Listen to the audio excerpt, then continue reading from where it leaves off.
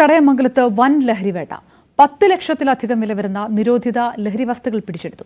കടയ്ക്കൽ ആനപ്പാറ ഭാഗങ്ങൾ നടത്തിയ പരിശോധനയിലാണ് ലഹരി പിടിച്ചത്. മുക്കം സ്വദേശി സിയാദ് പിടിയിലായി. എസ് വിനേഷ് ചേരുന്നു. വലിയ തോതിൽ ലഹരി പിടിച്ചെടുത്തിരിക്കുന്ന വിവരങ്ങൾ വിനേഷ്, വിശദാംശങ്ങൾ. അപർണ, ഇന്ന് കഴിഞ്ഞ ദിവസം രാത്രിയിലായിരുന്നു വലിയ രീതിയിലുള്ള പരിശോധന നടന്നത്. എക്സൈസിന്റെ തരത്തിലുള്ള പരിശോധനയായിരുന്നു. ചടയമംഗലം എക്സൈസ് സംഘത്തിന് ലഭിച്ച രഹസ്യവിവരത്തെ തുടർന്നുള്ള പരിശോധനയിലാണ് വലിയ രീതിയിലുള്ള ലഹരി വേട്ട ഉണ്ടായത്. ഏകദേശം 700 കിലോയോളം വരുന്ന ലഹരി വസ്തുക്കളാണ് എക്സൈസ് സംഘം പിടിച്ചെടുത്തത്. ഇത് വിൽപ്പനയ്ക്കായി സൂക്ഷിച്ചതാണെന്നാണ് എക്സൈസ് നമുക്കറിയാൻ കഴിയുന്നത്. ഇതിന്റെ ഈ സൂപ്പർ മാർക്കറ്റ്